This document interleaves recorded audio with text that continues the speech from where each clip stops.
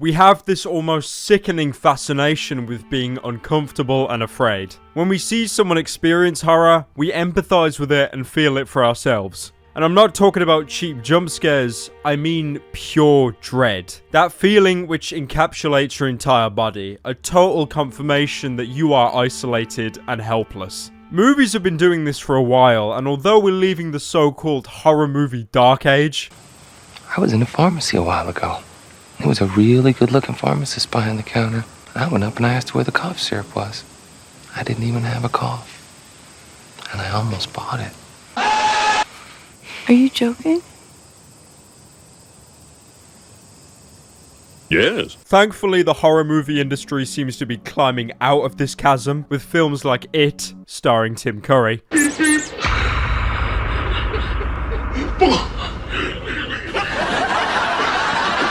And It Comes at Night. But you will never be able to compare the immersion you have between watching media and actually interacting with it.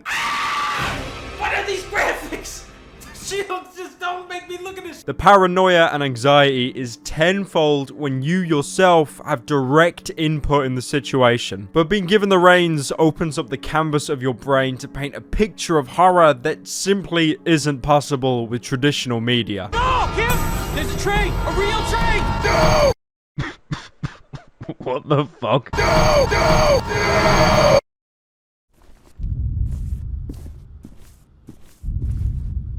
You think there's something around that corner. What should you do? Do you carefully approach it, slowly building up the courage to face it? Or do you scurry around trying to find supplies and a more appropriate way to defend yourself? Maybe you charge the enemy head on, turning the tables, making you the hunter. Or maybe there wasn't anything there at all.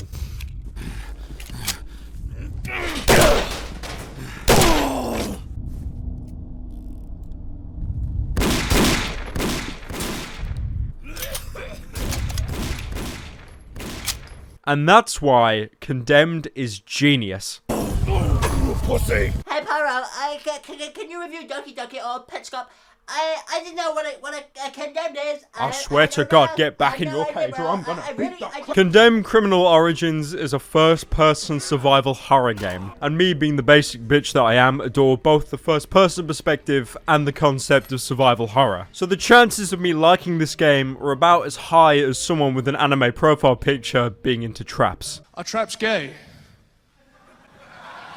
That is a philosophical question that has been following us since the dawn of humanity. Do you love your wife?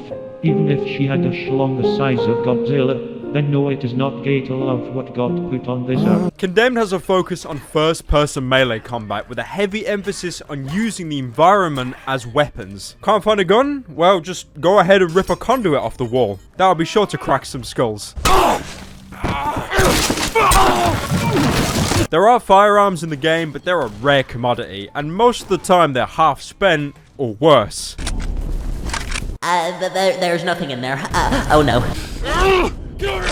Condemned takes inspiration from thriller horror films like Silence of the Lambs and Seven. Both films star detectives trying to track down serial killers, which is pretty much Condemned's plot. What's in the box? What's in the fucking box? Give me the gun. How's it going, guys? And welcome to Best Trends. You lie! You're a fucking liar! Shut up! Today we're gonna be going over 5 Fortnite YouTubers who've sworn. And once you've done all that, go down below in the comment section and... So this is a horror game with much more Western inspiration compared to Japanese. The game was developed by Monolith, who are known now for their recent Middle-earth franchise. Before that, they were known mostly for their first-person titles like Alien vs Predator 2. Duke, what are we looking at? A suicide mission. Hell, we're still short 8 soldiers and our synthetic after that last drop. Me. The No One Lives Forever series. Pardon me, do you have the time? No, sir, I do not have a dime, and I don't have much use for beggars. Are you deaf? And their psychological horror franchises, Fear and Condemned. Also, they made The Matrix Online. You guys remember that, right? And Gotham City Imposters? No? No? Ah, alright then. Apparently The Matrix Online is also canon, guys.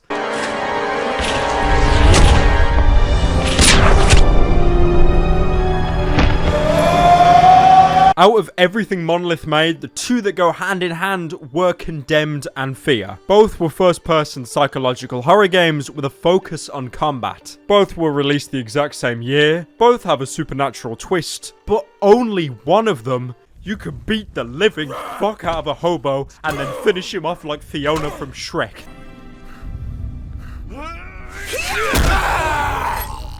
In Condemn, you play as Ethan Thomas, an agent for the fictional Serial Crimes Unit. It's your job to investigate crime scenes, deduce clues with your near science fiction-esque detective tools, and bring serial killers to justice. Well, that was your job, because Condemn Criminal Origins features a downward spiral story motif. Be ready for death, Agent Thomas.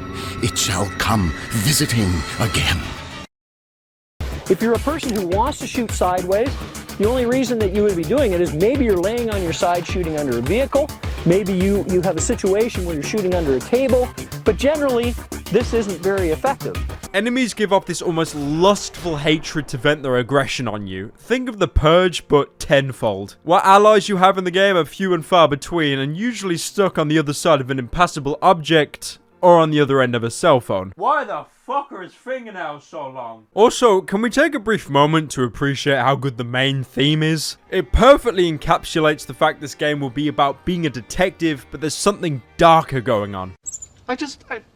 Marcel? Where are you going with that disc?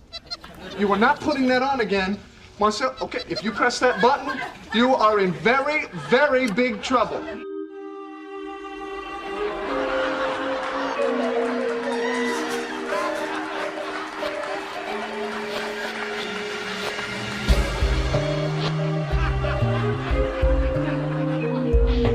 You begin the game with Ethan driving to his next crime scene. The only context we have is that there's been a massive surge of crime within the city. Where is the game set, you might ask? Well, that would be Metro City, with a name so generic it can only be beaten by the Powerpuff Girls. The city of Townsville is on fire!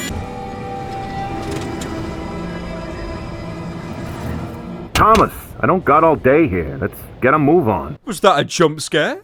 Without an audio stinger? Excellent choice, Condemned. Thank you. Leaving the car, you follow your partner, Detective Dickinson, voiced by Peter Jacobs. There were only 5 voice actors for Condemned, so the majority of the cast had to be extremely flexible with their voice work. People are scared. We need to get this one. Follow me. Body's this way. Don't you want to know what it feels like? We're not even half done. Becker here. FBI on the scene. Over and out. I don't know what poor innocent schmuck you're chasing, but stop it. Now. The opening area, you can already see the on-set decay of the city. Everything looks so lifeless and dirty, and this rot increases as you progress through the game. I know what most of you are thinking. The graphics look like total dog shit. Everything looks drab and faded, but this works massively in Condemned's favor. Compared to Fear, or most first-person shooters, Condemned is a game where you're forced to get your hands dirty.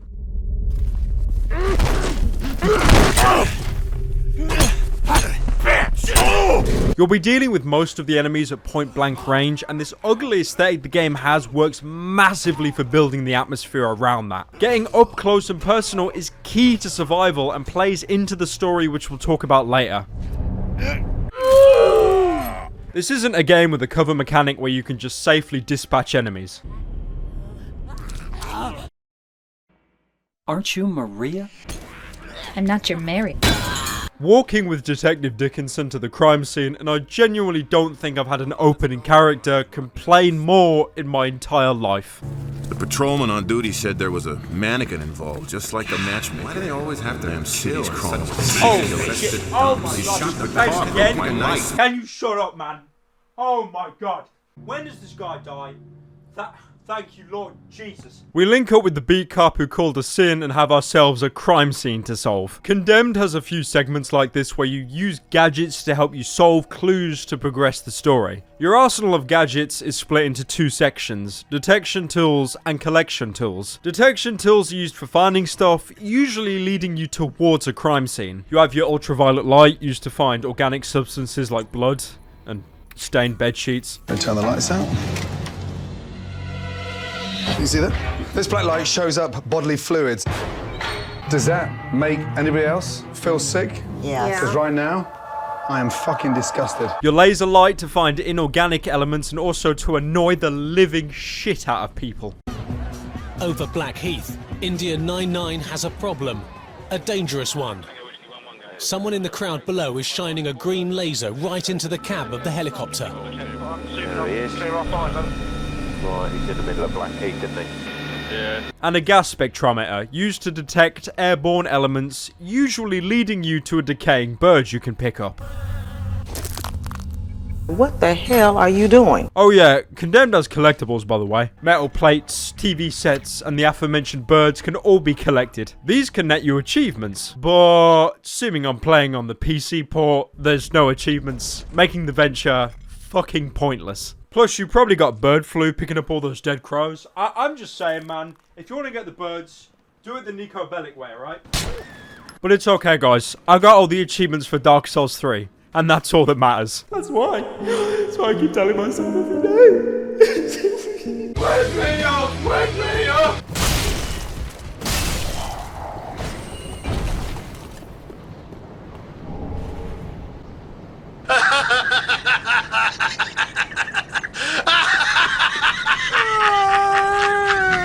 Collectibles aren't entirely worthless, however, because the areas where they're found usually harbour stronger weapons or even guns, both of which we'll talk about in a bit. While investigating the crime scene, we get a call. Jeez, sick bastard. Thomas. That's right, guys. Thomas is a voice protagonist. I genuinely thought we'd have a mute protagonist, as Ethan doesn't speak at all during the opening parts of the game. Ethan is voiced by Greg Grunberg. Ethan is voiced by Greg Grunberg. It was this guy, alright? Do you remember him? No? Neither do fucking I. Sorry. Hey! It's Snap Wexley. What's up? From one X-Wing fighter to many X-Wing fighters. You guys are doing a great job. Only problem is, you're better pilots than I am. And that's not good. Damn, boy! He's thick! Boy! That's a thick-ass boy! Damn! Probably his most notable role was Matt Parkman in the NBC series Heroes. There he played a man of the law with the power of precognition, among other things. Quite a coincidence that Ethan Thomas is also a man of the law, and also has the power of precognition, among other things. But we're getting ahead of ourselves. I do like Ethan as a character in Condemned. You can tell he's someone that knows everything is going to shit, but still trying to mellow out. But sometimes this goes off the far end, where he can sound way too chipper than any normal person would. Now imagine this as a scenario. You're in an abandoned suburb, scared shitless from someone jumping out at you with a lead pipe. You see someone lying dead on the floor. You investigate the body, only to find out it's actually you. How do you think you'd react? Thomas speaking. You would not react like that. Silent Hill 2 had a similar theme, making the characters' voices abnormal and amateurish so it would purposely unease the player. Hello, I'm Guy Seehee. I play James Sunderland in Silent Hill 2, and I'm here tonight with Dave Shoffley, who plays Eddie Dombrowski. Dave is going to ask questions, so Dave, say hi, man. You fat, disgusting piece of shit! Eddie, what are you doing? This was definitely not Monolith's intention. The voice work switches from good consistency to a total mess. Characters can deliver a genuinely good speech and then just act like a fucking robot. If your character starts to sound like Samurai Jack, I think you have a problem. It's Malcolm Van Horn. Has your boss been bothering you? Yes. We're then introduced to Rosa, our lab assistant. Thomas. Hello, Thomas. This is Lieutenant Rosa. I'm your lab tech again on this one. She helps Ethan with crime scenes and becomes a bigger player as the story progresses. We find out that this murder was performed by the Matchmaker, one of the many serial killers within Metro City. It's the work of a guy we've been calling the Matchmaker. Kills young women violently, poses them in grisly tableau with male department store mannequins. Legend has it, if you're lucky enough to be killed by the Matchmaker, you'll appear on the game's box art. After wrapping up our Scooby-Doo investigation, Detective Dickinson smells a stale meme and goes to investigate. Vape Nation! He's right above us! Call for backup now! This is Officer Becker. We need backup immediately. And it's here we find out Ethan has had a gun this whole time. Like I mentioned previously, guns are a rarity in Condemned, and rightfully so, as they can end most confrontations pretty much instantly. Boom, dickhead. That's what I call a fucking gamer shop. They can be found hidden throughout levels, usually out of sight places like dumpsters and bins. More directly, you'll find them being used by enemies, most of the time killing you before you get a chance to react. This creates a great dynamic, as enemies with guns will always have them fully loaded. So if you're able to kill a guy before he fires a single shot, you'll be able to commit your Second Amendment right with a full magazine. You need to manually check the ammo as well, unloading the magazine to check how many bullets you have remaining. Games have tried this in the past, but thankfully Condemned isn't near as intrusive. 2 magazines on backup. 2 magazines on backup. This is the perfect place to 2 magazines on backup. 2 magazines on backup. 2 You can't hold spare ammo, reload your gun, or carry a secondary weapon, so you start planning out the environment you're in so you can backtrack and pick up guns you left behind. I'd even empty the guns I know I had to leave behind in case some thug grabbed it when I wasn't looking and used it against me. This was totally undone, however, when I found a guy reloading an empty gun that I dropped. I killed him, and then found the gun fully loaded again. Condemned can be very inconsistent, a running theme I'll bring up more later. I don't even know what's going on! I didn't even do anything! Dude, I did nothing and he started drinking an Estes flask. Firefights are very quick in Condemned. You'll be dead in 3 seconds, or the enemy will. Shooting an enemy will send them into a stun lock animation, so they're pretty much screwed the second a bullet makes contact with them. But at the same time, so are you, because even though Ethan looks like a pro bodybuilder, he's basically an origami swan. I've been here day in, day out. There's actually quite a large arsenal of firearms in Condemned, which is surprising for a melee-based game. You've got your .45 caliber pistol, revolver, pump-action shotgun, sawn-off shotgun, M3 submachine gun, or grease gun, and a Mini 14. Yeah, remember that from Battlegrounds?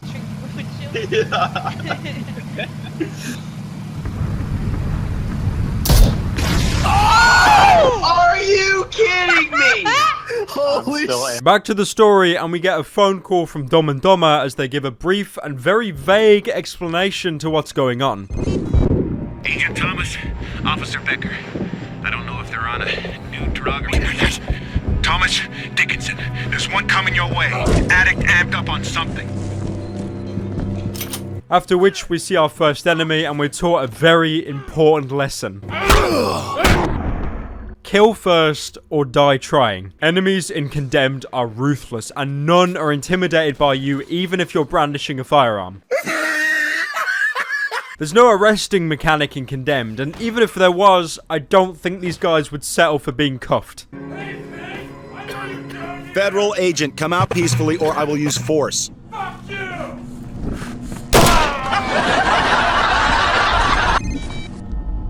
Oh yes, the city's full of them now, Thomas. Addicts, vagrants, psychotic individuals gone terribly bad. They come in all kinds, but mostly violent. Be careful. Again, nothing much revealed, and I like that. The biggest fear in any media is always the unknown. And you always fear what you don't understand. So all we can gather is that something is going around the city, making people crazy and increasing their aggression tenfold. We go upstairs and are given free rein to use our .45 on any thugs we see. I think we got a problem. The AI in Condemned is phenomenal. They fully utilize the environment to their advantage. These aren't just guys with guns that pop in and out of cover to fire a few rounds. They'll use any weapon they can find, even if it's attached to the walls. Sometimes you'll even be chasing guys to grab a weapon before they do. Basically like PUBG, but with bots. And no screaming Asians. America! 9/11! Good time! Even though this immersion can sometimes be ruined as they pull a weapon from literally nowhere. Be gone, fuck! Not to mention they can also feign attacks, pretending to hit you so you panic block, making yourself open for a free hit afterwards. And if that doesn't work, they'll hide behind cover waiting to jump you. But as shown before, this is kind of a mixed bag. That's because character models in this game are about as broad as Bob the Builder, meaning you'll see their wide shoulders or legs sticking out, making them an easy kill.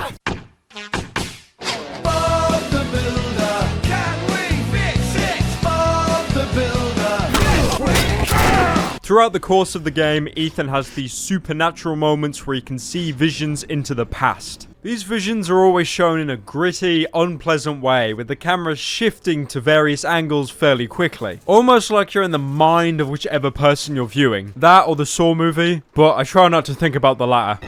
Shit. Okay, now he's playing with us. Change of plans.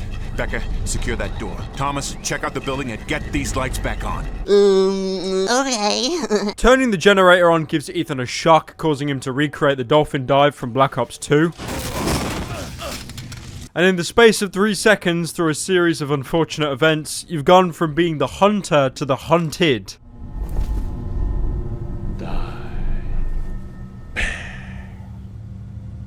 So wake up, Mr. Freeman. This is where you're introduced to the melee system of the game. Press mouse button 0 to swing weapon. Alright, who left the scarecrow gas line around? You only have a single functional swing, but it changes in whatever direction you're moving. Moving left and right will produce an angled swing, forwards will be a downward thrust. So let's answer the hard question with Dark Souls 3 by looking at the facts. Did it fail? These attacks also depend on what weapon you're using, with larger weapons having massive downward attacks that pummel your enemy, or short little jabs that are incredibly satisfying to use. You can also block incoming attacks, but your window to block is incredibly tiny, so it's more of a parry than an actual block. This will recoil enemies, allowing you to get a few hits in, or just finish them off. Each of these weapons have their own statistics that need to be considered. Damage, speed, block, and reach. Damage and speed are constantly working against each other. If a weapon has high damage, it's usually going to be incredibly slow, and vice versa with a small lead pipe, not doing too much damage but being quick to swing. Block and reach are more subjective, usually relating to the size of the weapon, with larger weapons like sledgehammers and fire axes having amazing reach but poor block due to the added time to raise them up to Ethan's face. What do you think of the fire axe?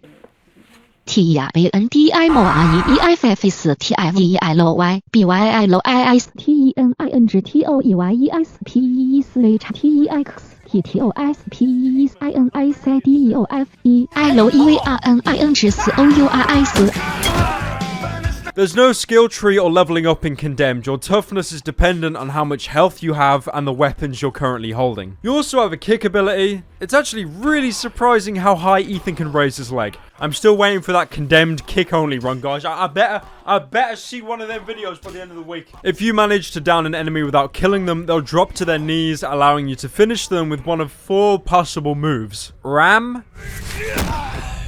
snap, slam, or punch. My personal favorite is the punch. It's the only finisher where Ethan speaks, channeling his inner JoJo.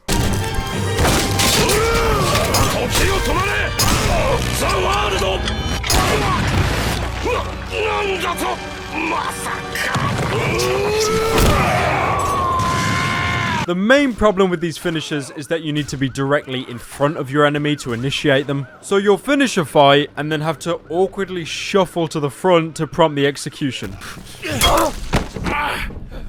Let me just slide in here. So the combat system is great for the most part, right? Mix of firearms and melee. I mean, sure, it's fairly surface level, but there's a lot of variety to be had with mixing attacks and blocks. Now allow me to show you the one mechanic that fucks all of that up. Who's that Pokemon?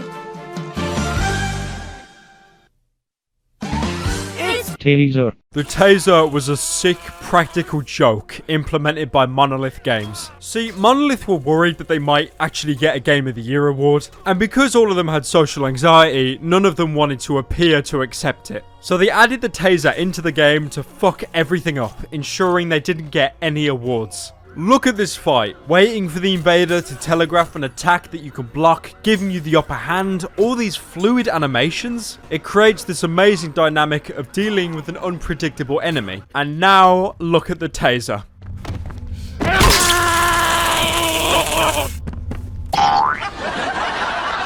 Yeah, I ban him.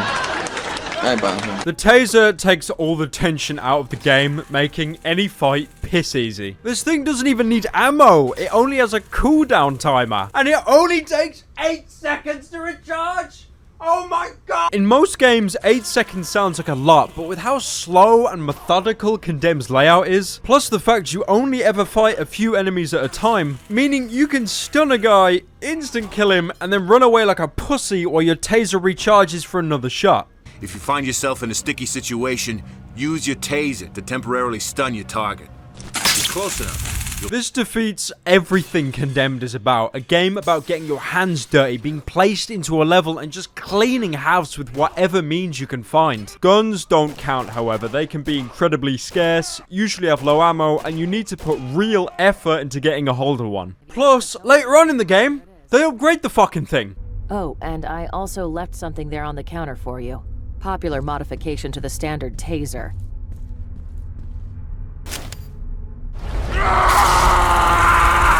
The super taser, instead of just stunning an enemy, puts them in an instant knockdown state, making it even easier for you to finish them off.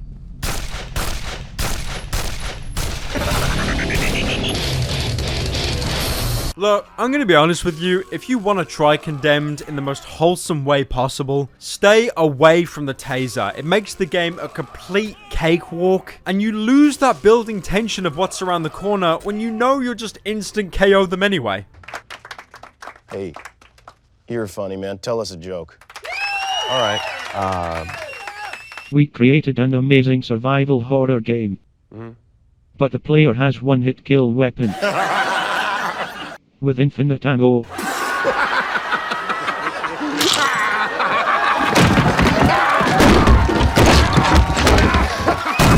Back in the story, and we're given a fire axe, and Dickinson tries to give you a tutorial on how to use weapons. You can even use things like an axe or a sledgehammer Shut as up! a weapon. I already told them They this. do a great I deal of literally damage, just but they're spent slow. 10 minutes of the video Swinging a explaining lead how the pipe busts mechanics heads work. faster if that's Stop what you repeating prefer. what I'm saying. Thanks. Shut up! This is one of the game's few utility weapons. These weapons have a secondary use apart from caving people's skulls in. The fire axe lets you take on the role of Jack Torrance, knocking down doors with ease.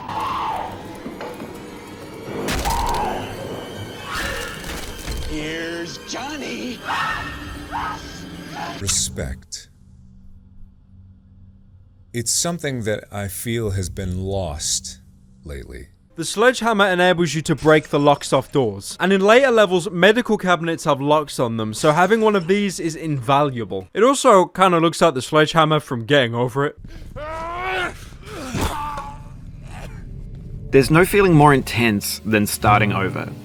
Although, I did find it kind of stupid how you couldn't just use another weapon to break these locks, it had to be a sledgehammer. It seems that Metro City used the last of their budget to make every lock bulletproof. Shovels can be used to bypass electronic locks in an intense hacking minigame.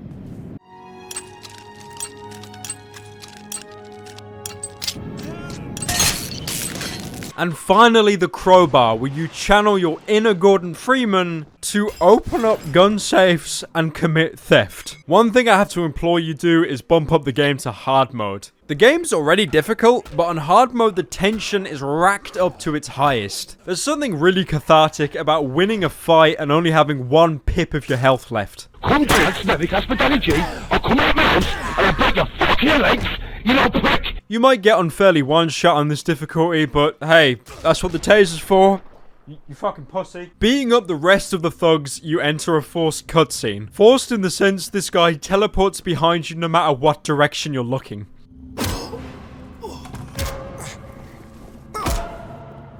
How does it feel to be on this end of the gun?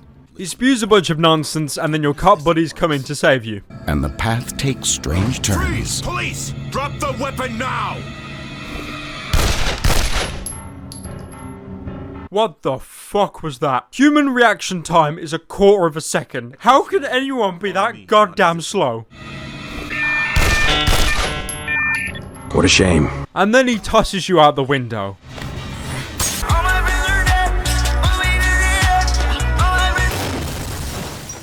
You later find out this guy wants you alive. So, why did he chuck you out of a 3-story window? Fair enough. We then see Ethan in his apartment. Still in his uniform. Did he not go back to the station? I don't even think he called an ambulance. We then see him go into the bathroom and have another spooky supernatural vision.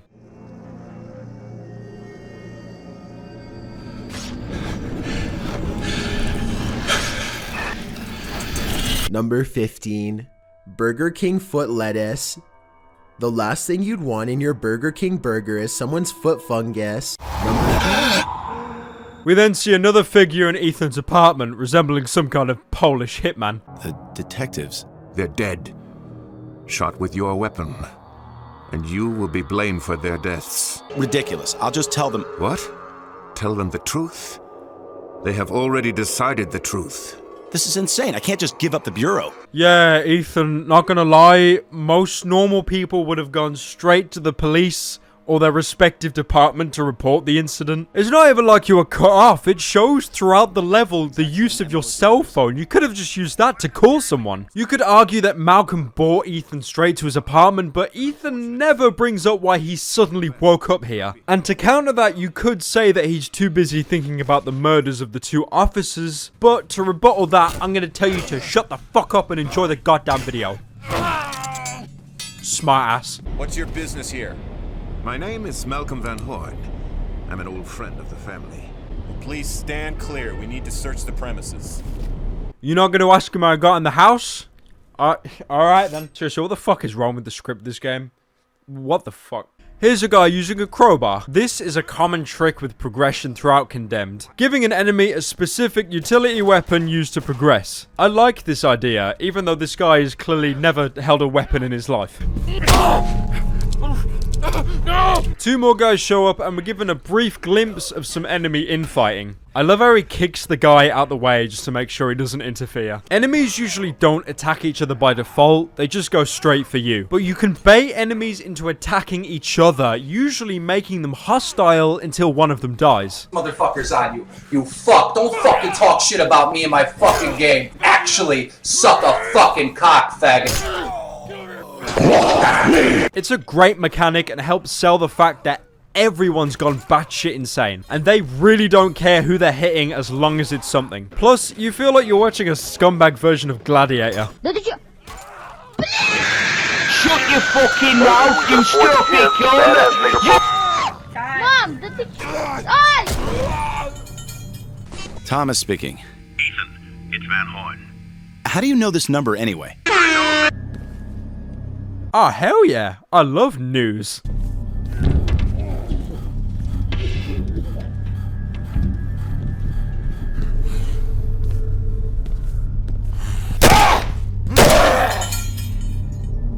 This is why I love this game. The build-up, but in a totally genuine way. No dramatic Gordon Ramsay violin or audio stinger to catch you off guard. Where's the manager? Lewis. Seriously. Decor's hideous. Tell him. Are you tasting the food? I mean, you know he's there. His laboured breathing gives him away instantly. Also, that laboured breathing is actually really important, as a lot of enemies hiding behind walls will do that, so audio is key in a lot of situations. The audio design is one of the best things about this game. It complements the visuals amazingly. Just watch this clip.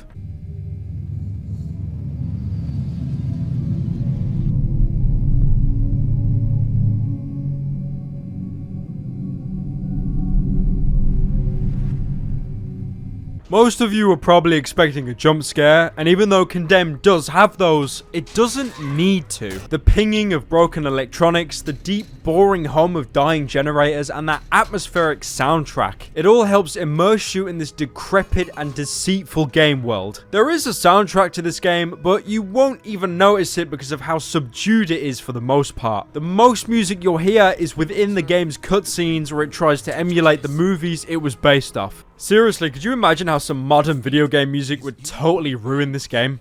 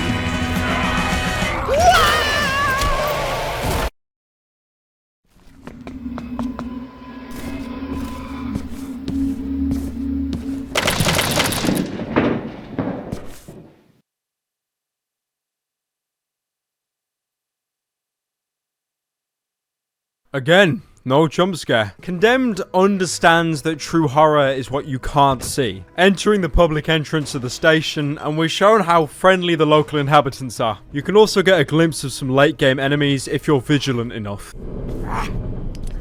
Was that the midget from Logan Paul Vlogs? We head deeper into the belly of the subway network and meet one of the unique enemies of the game.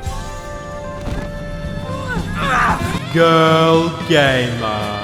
Most levels in Condemned have a single unique female enemy. I'm unsure why there's only the one, as most male enemies are reused continuously. But hey, if you've had girls rejecting you all your life because you're too damn attractive like me, then you could channel your inner hatred by beating up some virtual women. But the times when you get to be legitimately violent against women is one of the joys in life. We're then given another insight on a blockaded path. These visions cover this guy in green textures, so you're not meant to make out who it is. It'd be a nice touch if we didn't fucking see the guy before. We're then attacked by one of Ethan's visions, and this should be a really difficult boss fight. A difficult boss fight if I didn't find a revolver a minute prior. No one vomits like that. We see the suspect and we have to track him down. I don't know why he's called the suspect when you blatantly saw him kill 2 people.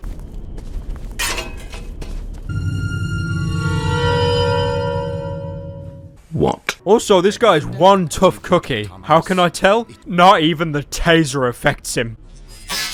Damn mother of God. We see the killer board a train and jump on the tail to hitch a ride. This should be an intense scene. A train barreling down a subway network with a killer on board. Knowing Monolith and their amazing audio design, there should be some great sound effects coming up now to accompany this scene.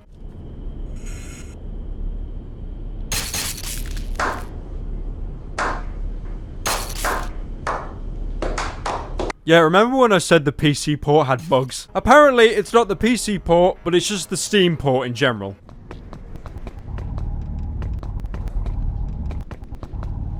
There are entire sound assets straight up missing in this version.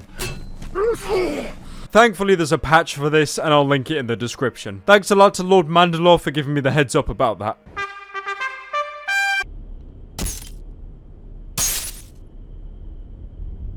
Yeah, that would have been so much better if there was actual audio. Now we're deep underneath the city, and from here on in, we start to realize something isn't quite right.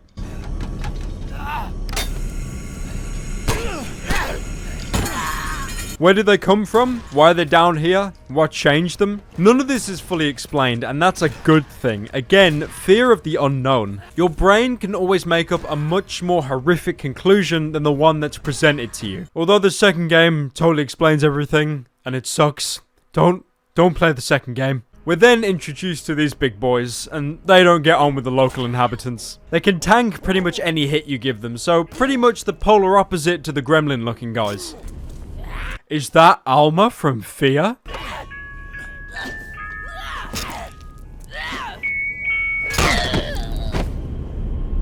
I guess not. Deeper into the complex, and we have to increase steam pressure so the pipes can burst, putting out a fire, which causes an entire part of the underground to implode.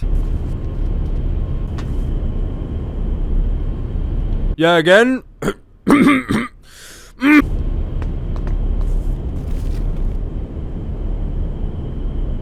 Are you fucking kidding me? A final fight before leaving the subway pits all the enemies we've encountered so far against each other. It's a really nice touch. You won't be seeing most of these guys again, so have fun watching them all fight to the death. It's actually a really clever send-off. You can watch from afar or get your hands dirty, it's totally your choice. Some detective work leads us to Bart's department store, but not before having another reminder of Ethan's slipping sanity. There's nothing more cool than being hugged by someone you like. But if someone tries to touch you in a place or in a way that makes you feel uncomfortable, that's no good. Maybe I have gone crazy. Bart's department store is easily my favorite level in the game. Each level in Condemned tries to remain somewhat grounded. There's no super high-tech military bunker or alien spaceship level. Every environment was meant to be a grounded place full of people that eventually succumb to the decay. And no other level does that relationship between decay and design fit better than the shopping center. It's almost like a slice of Willamette from Dead Rising. Dead Rising 1, not 4. That game was shit. You're always feeling like an intruder walking into other people's turf in Condemned, but here it's taken to a whole new level. That's genius. Throughout the level, you're shown this new enemy, a type you've never encountered before, totally decimating the more common enemy types. And when you finally do encounter them, it's one of the best horror setups I've ever seen.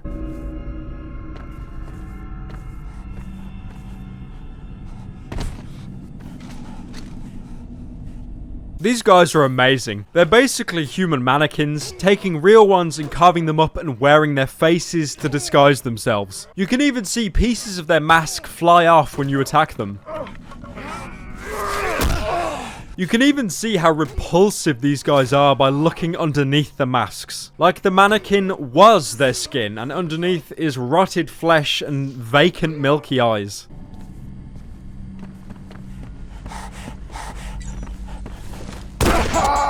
I love how unfazed that guy was that I had a gun. These people are meant to be insane, like I said before. But sometimes it could just translate to people in a multiplayer game thinking they'll respawn 5 seconds later. I'm sorry, what did you say? Shut your fucking mouth! That's what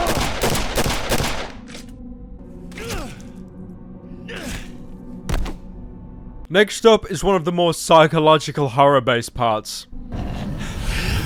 There's no enemies here to fight, just mannequins slowly closing in on you. Keep in mind this was a few years before the Weeping Angels even debuted.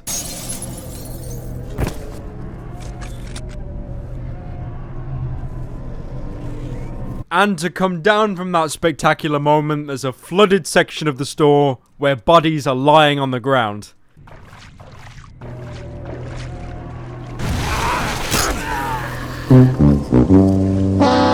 For every 2 good moments Condemned has with its horror, there's always a third that's a total miss. After finding another body, we get some revelations of our investigation. Yes, he's missing his right index finger, and it doesn't look like it's a recent loss either. This guy's the matchmaker. Well, he certainly didn't kill himself and set it up this way. This is the matchmaker, the guy that killed this woman at the start of the game. Most of you probably thought this guy was the matchmaker, but instead it was this guy, a guy that you've never seen up until now. Yeah, the plot is pretty hard to follow in this game, and it has very little build-up. Seriously, Monolith has always had a problem writing story for their horror games. Yes, I put my daughter inside this fucking tube, yes, and if I release her, she'll kill me instantly. me. She fucking despises me. Let me just open this tube for no apparent reason. Oh no, she's killing me instantly, please. We're then told by Rosa some info on the guy we've been chasing. Wait, are you implying that there's someone stalking serial killers? So what, he goes around killing killers and then he marks off their name in his little personal diary? Sounds ridiculous, doesn't it? It does, but it adds up. It almost makes sense. Hold on. Ah, shit. Rosa, I have to call you back. Damn, they must have been running low on budget at this point. We also make the startling discovery that helicopters are taser-proof.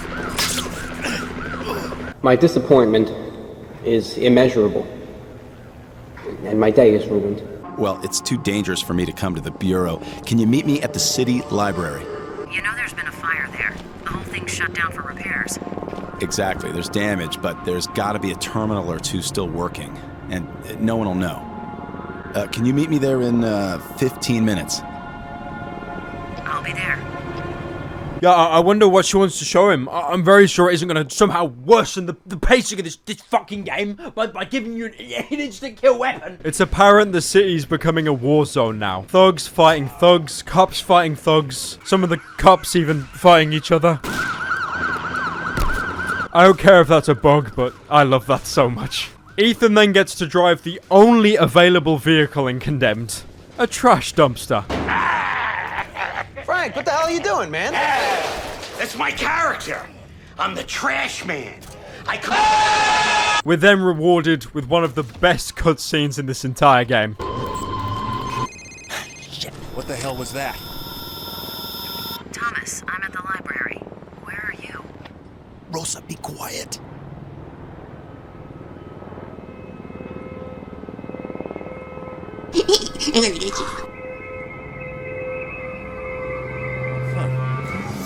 Hey, Smithy.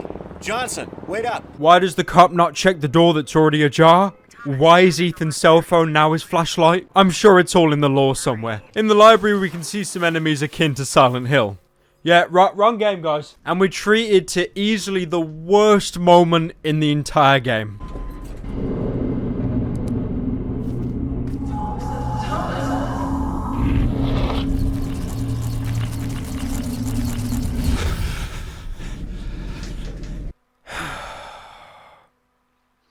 Look, Monolith, I get that you read Coraline and saw the guy that turned into rats, but just because you saw something you liked doesn't mean it has to be in your game. Not my Condemned. We then find the human potato sack that is Rosa. Nah, I'm good. I don't want it.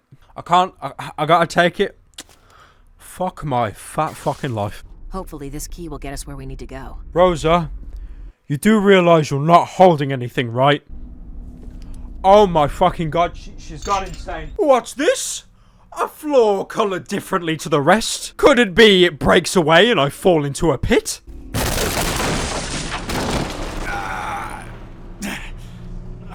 Damn, that hurt. Physically or emotionally. We then fight a ghost of Rosa for some reason. You'd think killing her here would be some kind of bloodlust from Ethan and you'd wake up and find Rosa dead on the floor, but nope, she's fine. This was totally pointless.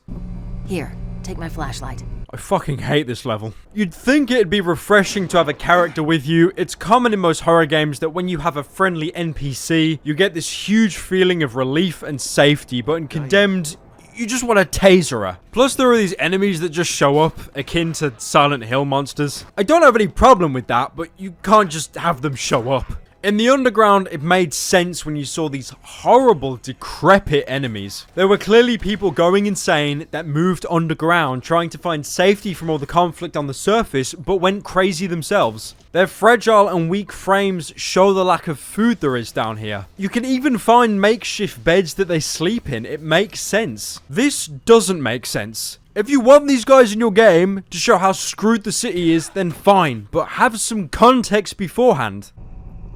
How convenient. Okay, jump down and see if you can find your way back to the stairs. I'll go back this way. I could just shimmy across that. I could easily just shimmy across that. After finding out where the torturer could be, we're eavesdropped by SKX. It's him. He's been listening to us. How did he hear low talking behind reinforced glass? Look, if you didn't already pick up past the midpoint, the plot of this game is total dog shit. So just try and stay conscious until the end. Next, Ethan breaks into the school and is met by everyone's favorite Polish hitman. It's going as well as it can be. Wait, what are you doing? Close up! How did you know where to find me? Oh, just a coincidence.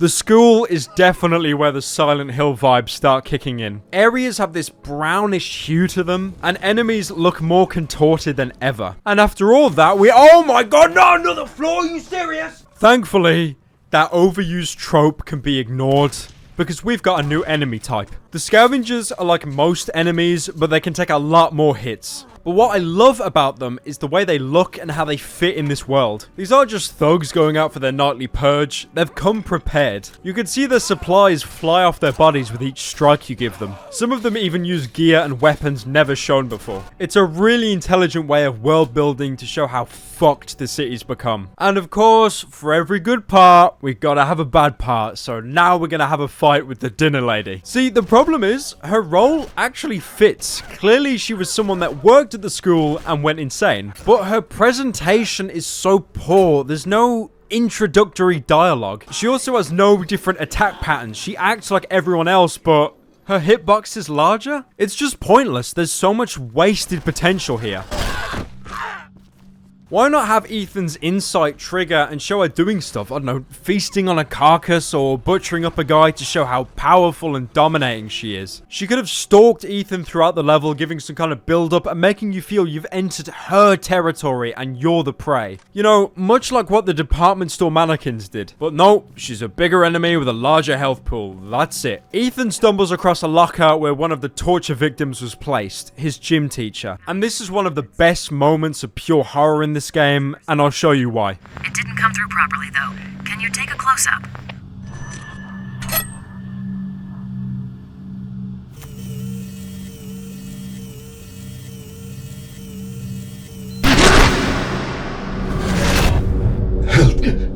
Help me.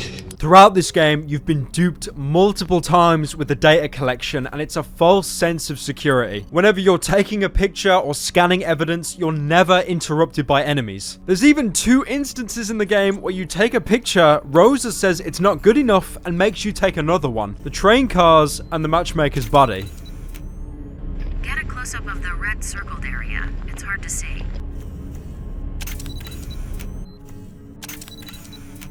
Thomas, photograph the victim's face.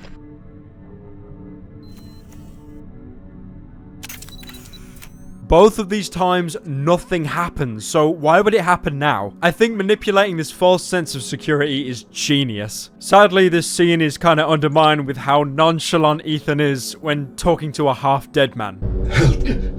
Help me. Help is on the way. Who did this to you? After getting a call from Rosa, we find that SKX had traces of pesticide on him, found only in a particular apple orchard. And because the plot demands it, Van Horn knows exactly where Ethan is and comes to pick him up. Nosy little ferret. Van Horn drops us off at the orchard house, and we're presented with the best detective scene in the entire game. Remember when I said the game was best when it was building tension? Well, here, it's used to its max. In the house, there are these trails of words only visible with your UV light. Each set of words feeds into a different part of the house. Now, the thing is, you can't use a weapon while holding your UV light, so if an enemy does come running towards you, you'll have to watch the animation of you putting the light away just to ready your weapon. And this creates some of the most terrific and naturally terrifying parts of the game.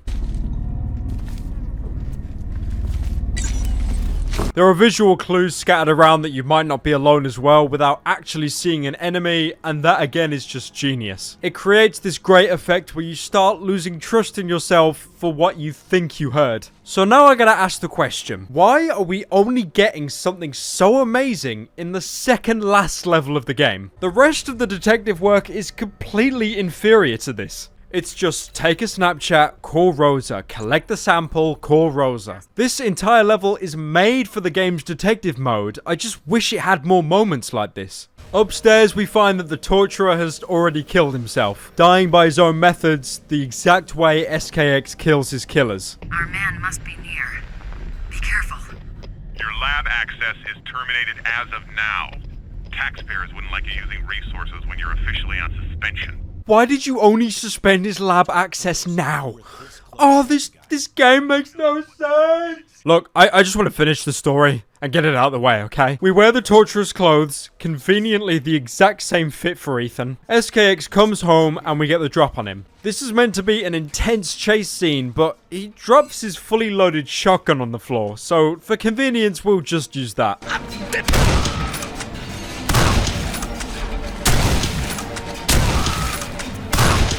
We're about to kill him, but Van Horn knocks us out with a shovel. Van Horn tries to talk sense into SKX, but he's choked out. SKX wakes us up in the barn and explains to us what literally every single bastard has been saying this entire game. I must admit, I was a bit dramatic. Killed them the same way they'd killed their own victims. So, this serial killer X kills serial killers. He takes them down using their own methods. He then chops our finger off, and at this point, I conclude that Ethan is not human.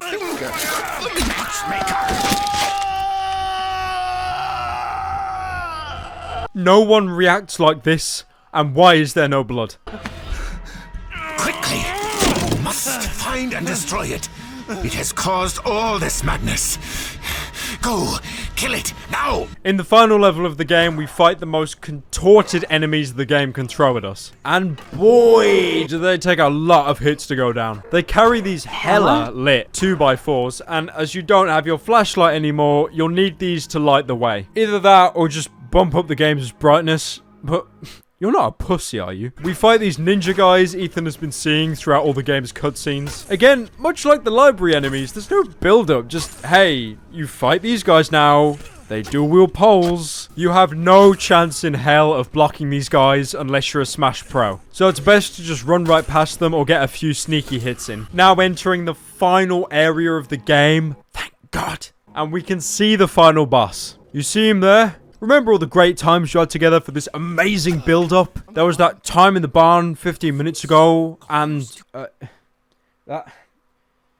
there was that time 15 minutes ago. You can't even damage him if you want to. Is that because he's a higher being and pain is merely a concept to him? No, it's because like every fucking boss fight ever, you've got to take on his underlings before you can fight him. Afterwards, he'll jump down and the end game boss fight begins.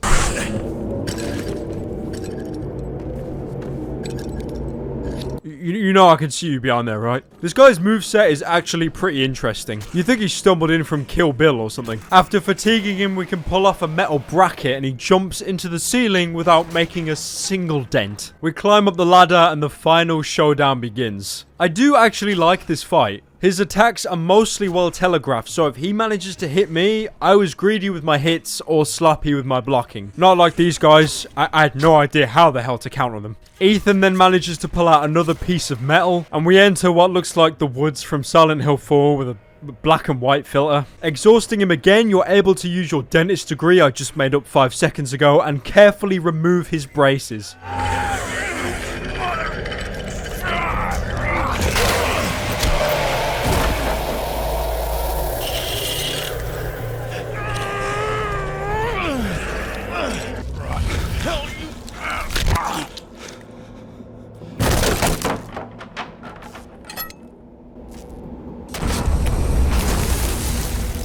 Yeah, that would have looked a lot cooler if he didn't just ragdoll at the end there. After returning to the barn, Ethan tries to save Malcolm, sees a pair of headlights, and puts his hands up. Seriously, why is he doing this? There's no sirens or anything. So this guy could beat up half a city, but his weakness is headlights. But of course, Malcolm was the one in the car. Were you expecting that?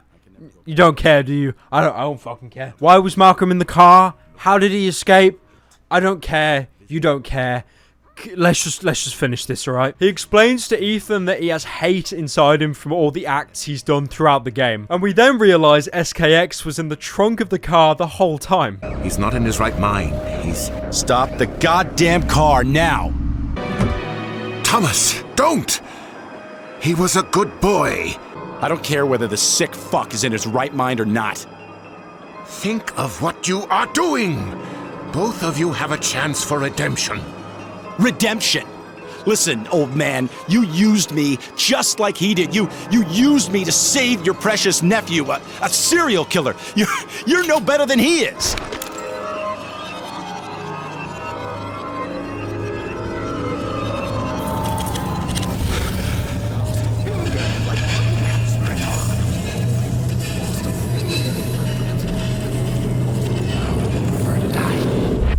We're then presented with a surprisingly cool scene.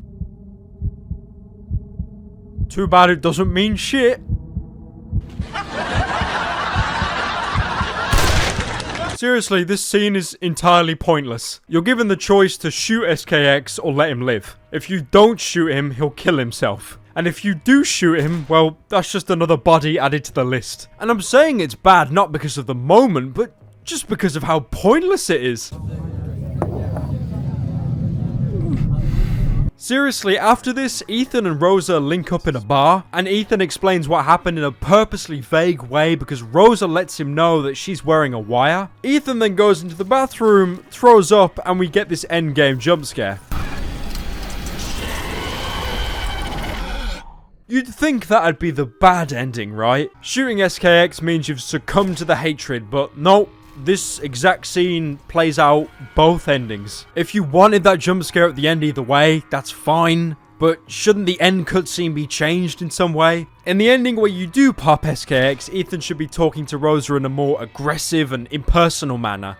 You really know how to impress a lady, Thomas.